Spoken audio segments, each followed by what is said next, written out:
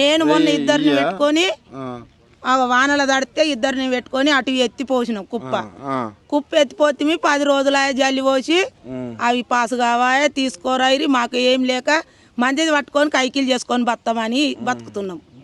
ఇప్పుడు 10 రోజుల కోలే వీటినే చూసుకుంటే నా పిల్లల్నేం చదవాలి, నేనేం బతకాలి.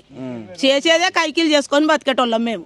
మాకేం జాగలేదు, భూమి లేదు, మంది చేసుకొని బతికేటోళ్ళం. 12,000 ఇడిసబెట్టి 10 రూపాయలు సుతే తెలియదు మాకు. కైకిలి మాకు ఏం భూమి లేదు, ఏది లేదు. సత్య బొంద పెట్టనికి సుతే లేదు.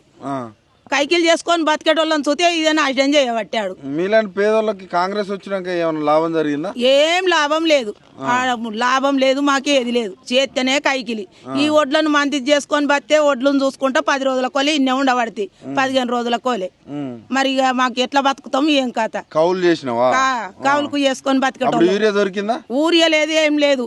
లైన్ నాదో 10 రోజులు తెల్లని దాకా వద్దాక నిద్ర లేకుండా లైన్ కట్టు రోడ్డు మీద. తాగినోడు తడిపినోడు వచ్చి గుద్దుకుంటా పోవుడు, లారీలోడు బండ్లోడు.